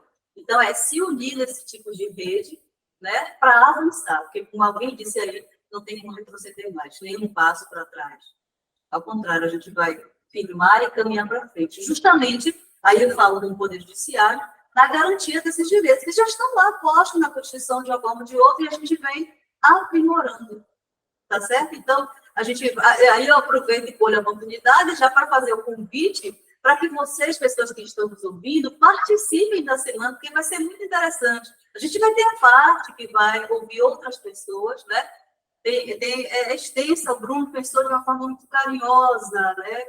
Muito detalhada, como seria essa semana, e eu vou dizer que ela vai ser de uma riqueza extraordinária. Nós vamos contar com grandes profissionais, com grandes pessoas que estão nessa luta, dessas políticas afirmativas. Elas estão na resistência e estão existindo lindamente como arco-íris, né? Com todas aquelas coisas. Nós colocaremos as cores do arco-íris aqui dentro e vamos introjetar muitos conceitos. Eu vou aprender, né, sobre cis-heteronormatividade, lesbianidade, né? Eu vou aprender sobre muitos outros termos, porque a gente vai ter uma semana muito rica. Rica em termos de formação profissional, formação jurídica, nós teremos juristas também falando e participando na nossa semana. E nós teremos também muita cultura. Nós teremos cultura também, nós teremos arte, que são também formas de expressão extraordinárias. Então, a lacuna vai existir sempre, porque a gente vai ser sempre um processo de construção. Os desafios também vão existir sempre, porque é um processo de construção. O importante é saber que hoje, na data de hoje, 30 de abril de 2024, o Poder Judiciário está ao lado da população LGBTQIA+, para promover ações afirmativas e para combater todo tipo de violência e discriminação, preconceito e discriminação. É sobre isso. Eu não sei se eu respondo bem o que você pergunta, Bruno, mas eu tenho certeza que os outros profissionais que vão estar aqui conosco durante o mês de junho vão chegar bem perto daquilo que você talvez queira saber e que as pessoas que estão nos ouvindo também queiram. De toda sorte, a gente vai ter aí um canal de comunicação também, vamos criar, né, Bruno? Eu convido que conheçam futuramente a página da COGEM, no site do Tribunal da Bahia, para verem que trabalho bonito está sendo feito. A gente vai criar lá a linha do tempo. A COGEM existe desde dezembro de 2020, né, com a iniciativa do nosso colega Mário Gomes, e aí o Tribunal acolheu essa iniciativa, a gente existe como comissão, e tem feito um trabalho durante a pandemia. Imaginem vocês que durante a pandemia a gente conseguiu começar a tecer essas redes e ele só começou. Quando eu vi que Cris disse que começa em 2019, eu até respirei um pouco mais aliviada, né? Está todo mundo realmente começando. Mas tem muita gente que já está vindo de lá fazendo esse trabalho, lindíssimo. Eu fico muito contente que doutrinadores, né, da parte aí das famílias, eles estejam pensando nisso. Uma referência extraordinária, Maria Berenice, né, que estava lá agora fazendo a reforma do Código Civil, preocupada também com a questão da diversidade das famílias diversas, né? Então, a gente tem muita gente no Brasil e no mundo pensando e fazendo direito, né, tentando acompanhar esse fenômeno que é a vida, e o Poder Judiciário da Bahia também está correndo atrás disso. A gente vai promover ao longo desse ano muitos cursos de capacitação. Bruno e Una e Cris vão fazer cursos nos dias 4, 11 e 17 de julho. Já tem gente querendo fazer, já tem gente se aproximando para saber como é que é, para fazer presencialmente, virtualmente. Então, eu acho que o caminho é esse, é andar. O caminho é andar e andar para frente. E não andar sozinho. É Estado, né? Aí o Estado, eu digo, é o Poder Judiciário, a sociedade e as famílias. A gente não vai ser esse tripé, a gente não consegue entrar. E tudo realmente é, para mim, a palavra de construção. Lembrando da história de que existem os princípios da dignidade da pessoa humana, o princípio da afetividade, da liberdade de escolha, porque vocês falaram aí a palavra autonomia, alguém falou da palavra liberdade, e essa liberdade de escolha ela tem que ser efetivamente livre. Pode ser uma liberdade condicionada ao que eu acho, ou ao que eu deixo de achar, ou o meu vizinho pensa sobre mim e a minha família. Eu posso ser o que eu quiser e autodeterminar. Então, e aí o Poder Judiciário entra para garantir essas existências, tá bom? Eu espero ter respondido, que é para também não devagar muito, mas é mais ou menos isso. Acho que você fechou, assim, né? Eu acho que é isso, é a energia do círculo, né? A circularidade, né? Esse lugar da sabedoria, né, africana, ancestral, que é fazer o movimento da vida girar em torno do ciclo. É o ciclo de aprendizado, essa roda, né, de possibilidades, de caminhos, né, dessas andanças em busca da transformação, né, em busca da liberdade, da garantia dos direitos. Eu acho que a gente fechou esse ciclo aqui com muita potência, assim, né? E dizer assim, Angélica, da importância, acho que, de ter a representatividade, né? Eu acho que a gente está trazendo as famílias, a gente está falando das dinâmicas que, enfim, envolvem a população LGBTQIA+ na sociedade, e a representatividade. Então, assim, o papel da COGEM é fundamental para a gente garantir, por exemplo, que pessoas LGBTQIA+, né, além de você, enquanto mulher lésbica, mas que pessoas trans, eu quero ver uma travesti aí, juíza, desembargadora, promotora, eu quero ver um homem trans, uma pessoa não binária, né? Quero ver a sapatão aí, eu quero ver a bicha preta adentrar esse espaço, né? Então, assim, eu acho que esse movimento que a gente está fazendo, ele é muito importante para o futuro que a gente deseja, né? Para o futuro que a gente merece, que a gente quer.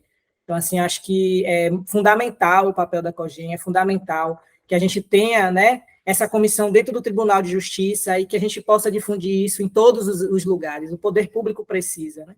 A sociedade ela é plural, ela é diversa, então o poder público ele precisa também transicionar esse olhar. E quando a gente fala da transição do olhar, é a gente conseguir ver o mundo a partir de perspectivas outras. Eu acho que o ciclo, a roda, ela nos possibilita isso, porque quando a gente se permite deslocar o olhar, sair dessa direção única, né, que nos foi colocada, acho que a gente consegue entender o mundo a partir de muitas óticas. Eu acho que essa é a grande potência, e eu acho que a mensagem é entender essa diversidade como potência e não como ameaça. Então, eu estou muito feliz em ter participado desse momento com vocês, né? Vocês são peças fundamentais, então a gente está trazendo diversos olhares para dialogar com diversas pessoas, com diversas possibilidades.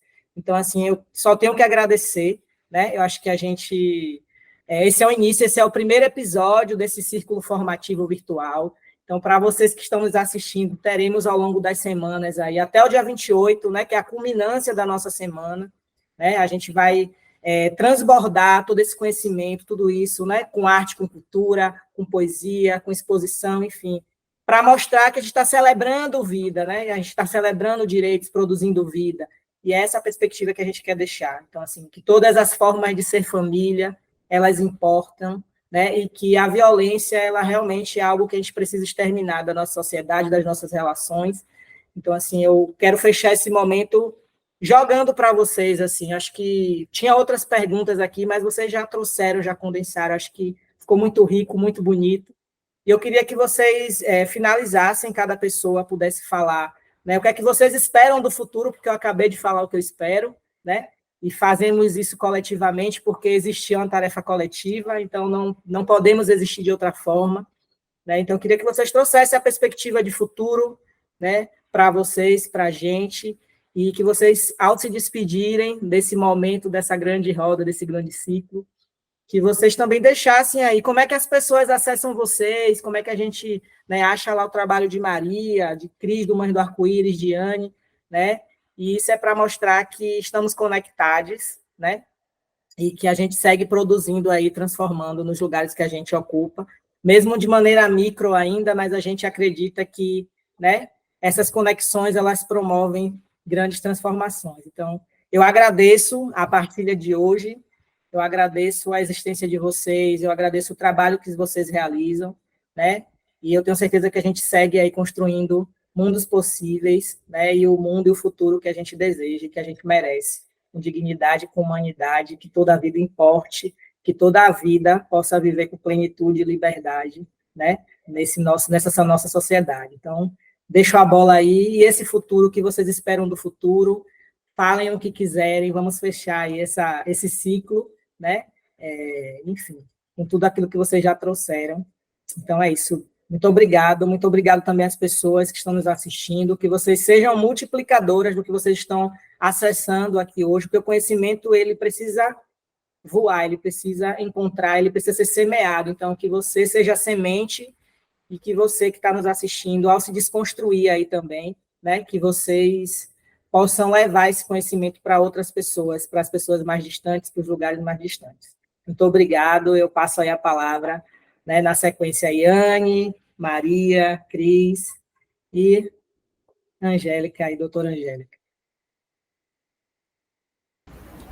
Bom, então, primeiro eu queria agradecer pelo convite, né, especialmente ao TJ Bahia, ao COGEN, na figura da doutora Angélica, a Bruno também pelo convite, e dizer, né, nossas expectativas para o futuro é certamente construir uma sociedade melhor, né, para a convivência de todas as pessoas, entendendo aí né, para que se construam famílias mais saudáveis, com sujeitos mais saudáveis, né, com pessoas mais saudáveis, vivendo em harmonia, né, e podendo construir suas vidas das formas, né, que elas entendem melhor para elas e para a sociedade em geral.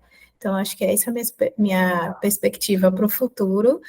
Entender também esse papel da educação, né, em relação a isso, acho que é um papel importantíssimo, como a doutora Angélica falou, né, a gente manter uma escuta atenta, né, aprender e manter uma escuta atenta e ativa, eu acho que isso é o primeiro passo, né, para a gente vencer qualquer preconceito, literalmente, né, que a palavra preconceito significa justamente isso, né, é um pré de antes, né, um conceito, então você não tem um conceito exatamente sobre uma coisa, né, você não entende, então você precisa conhecer aquilo, né, se aproximar, então aí está aberto a exercer a empatia, né, para entender o outro, conhecer o outro, nas suas diversas formas de existir.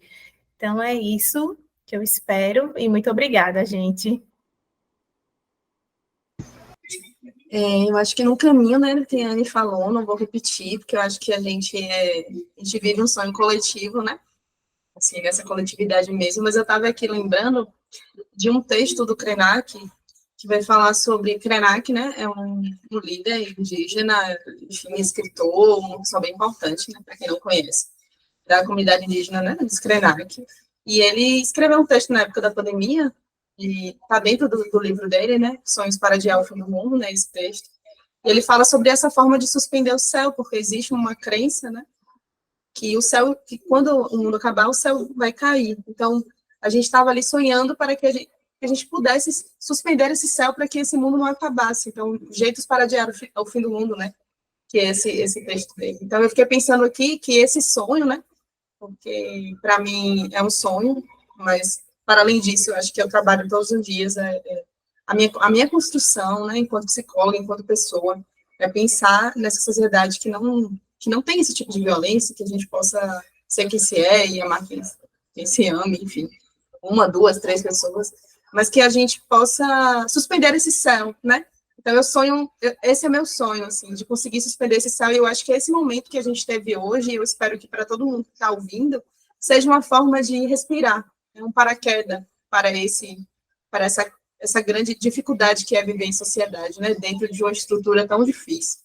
Então, eu queria retomar que, quando eu estava pensando, né, ouvindo Cris, o quanto que é importante o projeto que ela está à frente, né, quanto que a Mães pelo Arco-Íris é importante, foi muito importante para mim, né, na época que eu estava ali também saindo do armário, saber que existia ali um projeto para falar sobre família, porque para mim a possibilidade de que minha mãe escutasse de um outro lugar, minha mãe não foi, estava aqui pensando, vou mandar uma mensagem de novo para ela, então assim, essa possibilidade da minha mãe escutar que existem outras mães, né, que estão falando sobre isso, hoje ela é uma defensora, né, então eu tenho muito orgulho de dizer isso, mas na época, né, que foi muito difícil, então eu estava aqui ouvindo e lembrando, né, de alguns relatos de familiares mesmo, LGBTs. Então, eu penso muito sobre a família, o quanto que a gente não pode deixar que as ressonâncias, né, as ressonâncias desses poderes estruturais que a gente vive, né, numa sociedade racista, LGBTfóbica, porque isso é a estrutura, né, no patriarcado, ressoe sobre a família como se a família fosse culpada por isso. Na verdade, está reproduzindo ali um modelo, um sistema, um sonho, né, quem nunca errou, né, mas eu acho que Cris acertou muito quando ela disse que a gente pode reescrever, e eu acredito muito nessa reescrita, né, das próprias histórias, e o quanto que as pessoas também podem furar, né, furar o que essa mãe, o que esse pai, o que essa família, o que essa comunidade espera, e poder dizer sobre si. Então, eu acho que enquanto psicóloga agora, eu quero muito que as pessoas, né, que as pessoas LGBTs, que essa comunidade possa sonhar, possa furar ali o que esperam delas e mostrar para elas e para o mundo, né, que elas podem sustentar seus desejos, que elas podem concretizar seus sonhos. Então, para mim, foi uma concretização, né? É muito importante estar aqui hoje, e eu suspendi o céu com isso. Vocês podem me encontrar no Instagram, no meu mariaclaragospsi.psi, que é o meu Instagram, e eu faço parte de um projeto de acolhimento psicológico pela Universidade Federal da Bahia, para acolher pessoas LGBTs também. Então, a gente faz ali um projeto de extensão para qualificar as psicólogas, os psicólogos e as psicólogas, né, que possam escutar de um lugar de acolhimento, né, um lugar de promoção de saúde mesmo, porque a psicologia ela precisa desse olhar, ela precisa dessa intersecção, né, com o saber queer, com essas identidades. Então, eu também estou ali pensando numa psicologia que seja possível para a gente, que a gente não tenha medo de chegar na clínica e ser mais um espaço violentado. Então, o projeto chama Escuta Dissidente, @Escuta Dissidente. Eu estou lá com mais uma equipe, né, de psicólogos LGBTs, para poder pensar sobre essa psicologia dissidente mesmo. Então, muito obrigada, eu queria agradecer muito, né, ao COGEM, ao TJ Bahia, a doutora Maria Angélica, eu fiquei muito feliz, né, de te encontrar, e estou muito feliz também por estar aqui com a Anne, com Cristiane, que eu admiro muito, e com o Bruno, né, por esse convite. Nosso encontro é ancestral e eu fico muito feliz pelo caminho que a gente tem construído juntos e juntos. Então, é isso. Obrigada.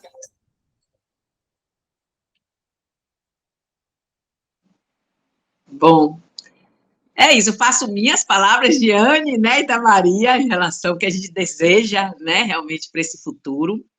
Mas eu também trago um desejo, assim, que onde não exista armários, né? Porque o armário existe enquanto existiu o preconceito.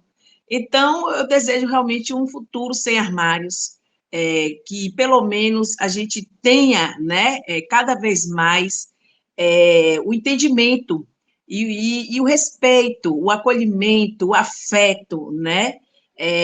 A humanização das existências, né, dentro da sociedade, a inclusão, né, de todas as possibilidades de ser, de existir, de amar, né, porque a luta do movimento LGBT, que nós, né, eu como mãe sou uma grande aliada, é justamente isso, é a luta pelo direito de poder amar outra pessoa, de poder se amar, né, de ter a sua identidade sexual enquanto sentimento a outra pessoa, né, do mesmo gênero, ou não, respeitado, né, que tem a sua identidade sexual realmente respeitada, esse direito ao sentimento, ao amor.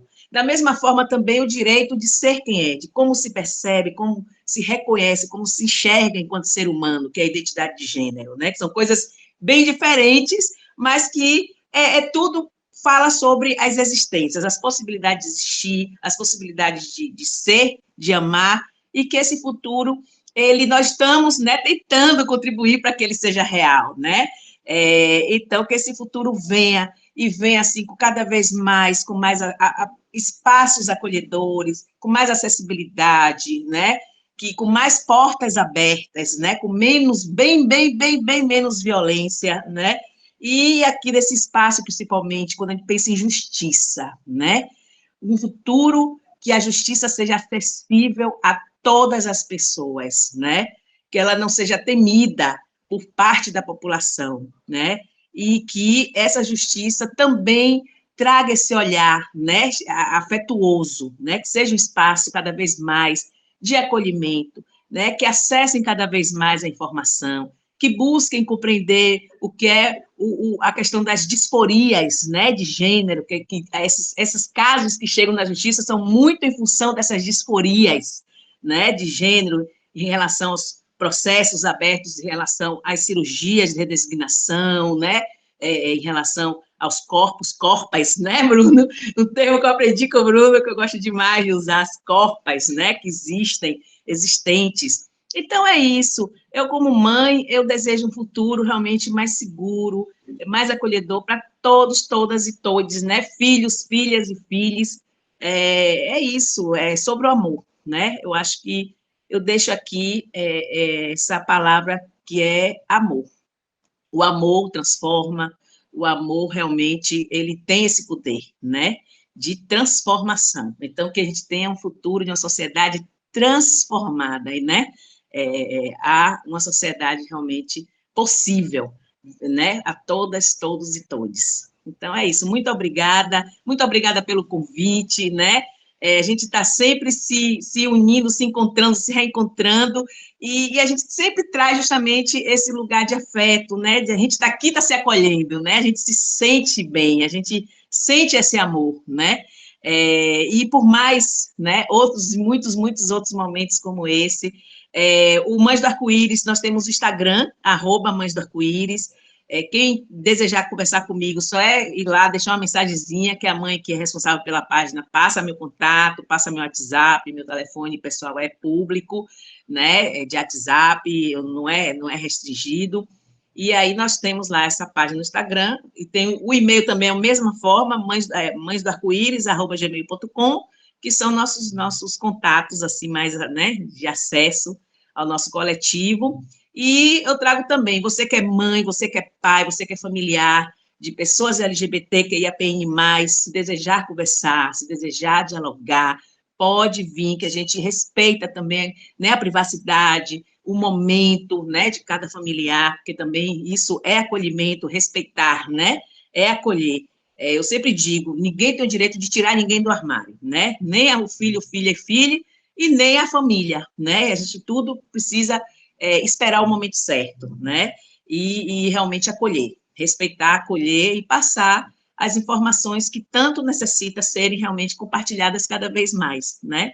Então, é isso. Muito obrigada, doutora Angélica, né? Muito, assim, o nosso coração fica muito aquecido, acolhido em ver, né, que existe, né, uma juíza que está aí dentro com uma equipe, né, já aliada, que está nessa construção, esse trabalho de formiguinha, aquele nosso trabalho de formiguinha, né, plantando para lá na frente, né, nesse futuro próximo, que seja próximo, que a gente comece a colher esses frutos, né, esses frutos coloridos, né, os frutos do arco-íris, da diversidade. Obrigada para todos, todas e todos. Obrigada, Bruno, viu, por todo esse trabalho maravilhoso. Conte sempre com Mães do Arco-Íris, contem, né, sempre com o nosso coletivo. Beijo. A minha palavra é esperança, né? Eu já estou tem uns 3 ou 4 dias que eu coloquei a foto do meu WhatsApp, eu vejo esperança no desenho de Zirá. Eu vejo esperança. Quando eu olho assim para vocês, quando eu olho para frente, quando eu olho para aqueles que estão ao meu lado, quando eu olho para esse poder judiciário, para esse prédio, toda vez que eu me dirijo aqui ao centro, né, administrativo da Bahia, eu tenho dado tanto para essas bandas e pergunto ao universo por quê. E aí eu vejo que eu tenho que ter esperança e tenho que manter essa esperança. Então, assim, para mim é uma alegria, eu honro muito e louvo a existência de Anne, Bruno, Cris, Maria, da COGEM, né, da minha equipe, né, nós somos uma comissão hoje coesa, nós temos membros fantásticos, a gente tem se debruçado muito sobre isso, eu durmo e acordo pensando nessa comissão. Desde o dia em que eu fui convidada para fazer parte, né, minha vida se transformou, uma menina transformada, eu sou também uma mulher transformada, né? Ocorreu uma transformação na minha vida quando eu recebi humildemente o convite para participar dessa comissão. E aí eu quero convidar as pessoas que nos ouvem, e aí eu vou fazer, agora que vocês já chamaram todos os coletivos, eu vou chamar o meu coletivo, que são magistradas, magistrados, servidoras e servidoras, a prestarem atenção ao nosso movimento, a prestarem atenção à COGEM. Eu acho que eles vão ouvir, elas vão ouvir. E eu deixei de falar de uma questão importante, que foi as cotas trans no processo seletivo para estagiários. O Tribunal de Justiça, na apagada da luz de 2023, baixou, né, o edital com a reserva de cotas para pessoas trans.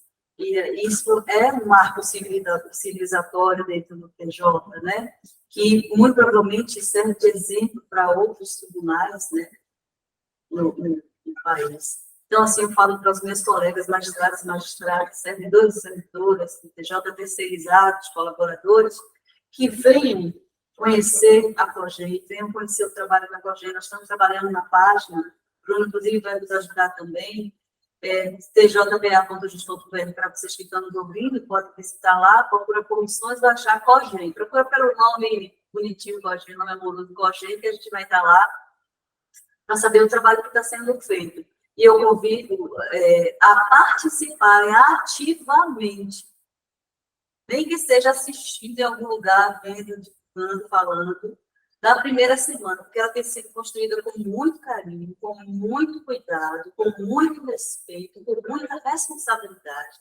para a gente entregar um trabalho formidável, como o Cris falou. Cris, eu acredito que é um semear. A gente suspende o céu, a gente desce nele, a gente se une, louva a ancestralidade, pensa no futuro, planta para colher. Eu acho que é isso que nós estamos fazendo. Eu adoro metáforas, adorei a metáfora, viu? Porque essa construção social tem que ser feita por nós, porque, ao fim e ao cabo, o que a gente tem é a gente, né? Essa ilusão do virtual, do poder econômico, isso aqui, se a gente deixar esse céu cair, um abraço. Então, a gente precisa pensar nisso. Magistrados, magistradas, servidores, servidoras, colaboradores, prestadores de serviço, unam-se a nós. Unam-se a nós, porque é um trabalho digno, muito digno, árduo, é sangue, suor e lágrimas, para fazer o que a gente está fazendo aqui agora. E vocês virem conhecer parte desse coletivo, né? Mas a gente ainda vai trazer muito mais gente para falar sobre isso. E uma coisa que é bem importante é a campanha Desapega, que a mãe do arco-íris estão aí fazendo, que a Justiça colou nessa iniciativa, a ação social. Nós teremos postos de arrecadação aqui no Tribunal de Justiça da Bahia, na sede. Nós teremos no Fórum Ademar Raimundo da Silva, que é conhecida Central dos Mandados ali no Imbuí. Nós teremos no Fórum das Famílias, é o nome lá, né, do Fórum Rui Barbosa. E nós teremos também no Fórum Sussuarana. E se alguma comarca do interior se dispuser, a ação social trata de mandar para lá também alguma forma de arrecadar essas doações. Qualquer tipo de roupa, não é triste, todo tipo de roupa, tudo serve, porque são, assim, da criança, né, a pessoa um pouco mais de idade, homem, mulher, tudo que vocês possam imaginar, essas roupas todas que vocês vestem em casa, pai, mãe, filho, irmão, primo, o que puder dar num bom estado, aquilo que você daria para o que está aqui do seu lado, do seu irmão, faça isso por essas irmãs e irmãos que estão aqui conosco precisando dessas doações, tá bom? Eu tenho fé, eu tenho esperança de que nós faremos uma campanha linda de doação, viu, Cris? Conte com a gente. E a qualquer hora dessa, vamos marcar um café para que eu possa conhecer as mães do arco-íris, visitar a sede. Bruno já me fez esse convite. Eu não sei como é que está o tempo estourado, não me deixe devagar, me conte, silencie. Bruno já me fez esse convite e eu já aceitei, só preciso ajustar o dia. E eu espero ardentemente no meu coração que Maria e Ana estejam lá, sua mãe também, né, Maria? Vamos marcar esse café lá na sede, fazer uma entrega, um ato simbólico das doações lá. Vamos fazer, vai ser maravilhoso. Vamos fazer com certeza essa entrega lá, um ato simbólico, vamos registrar, né? E vai ser lindo. Então, gente, é isso aí, viu? Esperança e aquela história do Paulo Freire, né? Esperançar.